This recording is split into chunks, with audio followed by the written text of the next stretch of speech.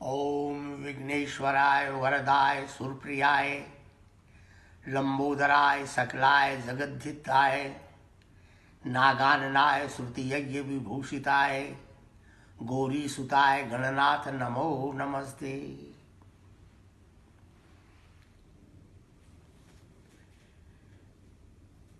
भारतीय गो विज्ञान परीक्षा में सम्मिलित हुए सभी से मेरा आत्मनिवेदन है कि उनका ये नैतिक कर्तव्य बनता है कि हमारे आर्यवृत्त की इस धरा पर सभी को भारतीय संस्कृति से संस्कारवान और सुसंस्कृत बनाने की जिम्मेदारी को गहरी प्रतिबद्धता के साथ निभाएंगे। मेरे प्यारे भाई और बहनों, हमारा धर्म का मूल रूप सर्वदेवमयी गौ माता ही है और इस धर्म रूप कमल को विकसित करने वाले स्वयं भगवान आदित्य है, सूर्य है, जो सर्वदेवमयी गौ माता के भ्राता है, जो वेद आत्मा है, वेद संस्थित है, वेद विद्यामय है। यही सृष्टि स्थिति और संहार करते हैं। हम सब मनुष्य विश्व के चराचर सब इन्हीं की संतान है।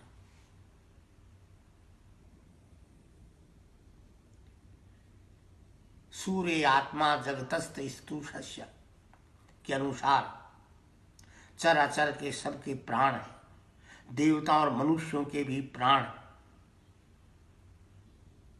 और सभी स्वेदज अंडज उद्भिद जरायुज सब प्रजातियों में जन्मे सब जीवों के को जीवन उपयोगी पदार्थ देते रहते हैं, इसलिए वो सबके प्राणाधार है।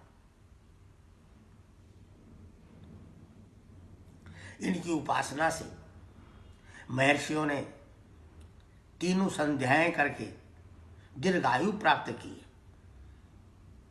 अनेक सिद्धियां प्राप्त की। इनकी उपासना से अनेकानेक सिद्धियां प्राप्त होती हैं। इसलिए भगवान आदित्य सूर्य नारायण का जो सबसे बड़ा पर्व होता है मकर संक्रांति, उस दिन सभी देवी देवता सभी लोकों से ब्रह्मा विष्णु महेश सहित सभी हमारे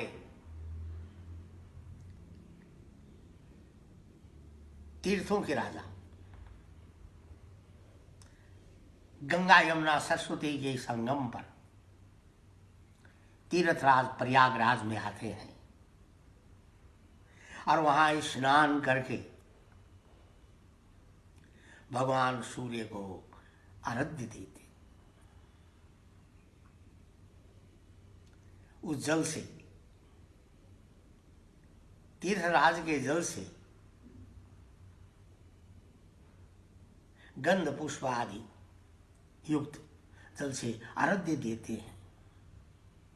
ओम आकृष्ण रजसा वर्तमानो निवेश यत्र मृतम मर्त्यंस हिरण्येन सविता रथेन देवो याति भुवनानि पश्यन्। ओम यही सूर्य सहस्रांशो तेजो राशे जगतपति अनुकंपे माम देव गृहारध्यम दिवाकर। मकर संक्रांति भगवान सूर्य नारायण का सबसे उपासना करने का सबसे बड़ा दिन गिना जाता है, सबसे ज्यादा महिमामय पर्व है।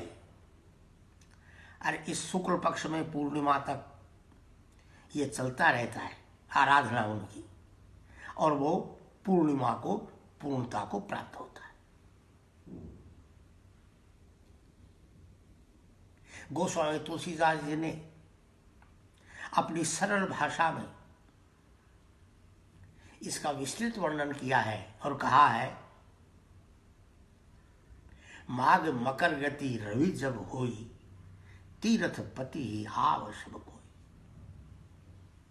जब माघ महीने में सूर्य मकर संक्रांति मकर राशि में आते हैं, उत्तरायण की ओर होते हैं, तब सभी लोग आकर के इनकी उपासना करते हैं।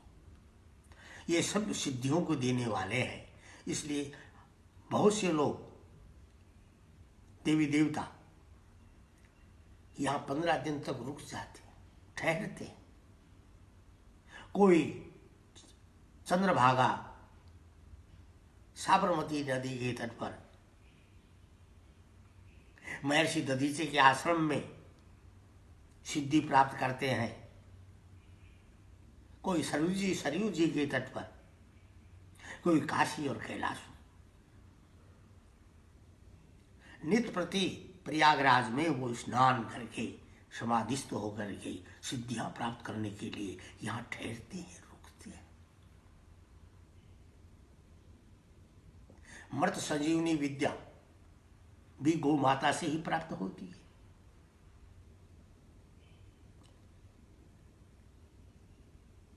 आप गौ माता को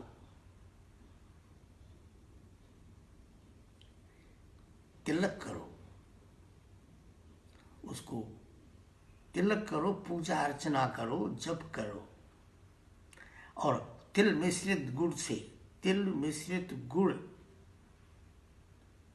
उसका भोजन कराओ।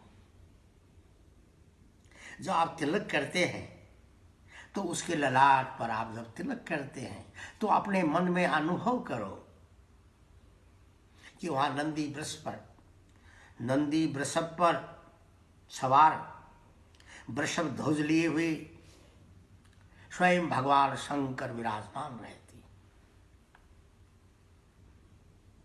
जब आप गौ माता को तिलक करते हैं तो नंदी को भी तिलक होता है, उनकी पूजा भी इसमें समाहित है। और भगवान शंकर जो है उनकी पूजा इसी में समाहित है। जब उसकी आंखों में देखेंगे, गौ माता की कजरारी आंखें आपने देखी नहीं है, जब आप गौर करके देखेंगे तो एक आंख में चंद्रमा नजर आएगा, तब भगवान शंकर की आप पर कृपा हो रही है। और एक तरफ उनका भाई नजर आएगा जिस आंख में सूर्य देव खुद विराजमान है। ये विलक्षण पूजा, ऐसी पूजा सिर्फ भारतवर्ष में आने पर ही मिल सकती है। गौ माता के आश्रय होने से ही, आश्रित होने से ही मिलती, प्राप्त होती। आप पूजा अर्चना करके, गोग्रास दे करके उसके पूरे शरीर पर आप रोम रोम पर स्पर्श करते रहो, सहलाते रहो और जप करते रहो। ओम माता रुद्राणाम दुहिता वसूनाम श्वेशादित्यनाम अमृत सेनाभि प्रेणुवोचम चिकितुषे प्रेणुवोचम चिकितुषे जनायमा गामना गामदीतिम वधिष्ठ नमो नमः स्वाहा। ये ऋग्वेद का 5/101/8 में अंकित मृत संजीवनी विद्या का मंत्र है। इस मंत्र का बड़ी श्रद्धा के साथ, विश्वास के साथ उच्चारण करते हुए, माता का स्पर्श करते हुए, माता की परिक्रमा करते हुए, गौ माता की परीक्षण करके, उसे अक्षमा याचना करके प्रणाम करो। इस प्रकार से देवता लोग मृत संजीवनी विद्या भी भारतवर्ष में आकर और मकर संक्रांति के इस पर्व पक्ष में प्राप्त करते हैं।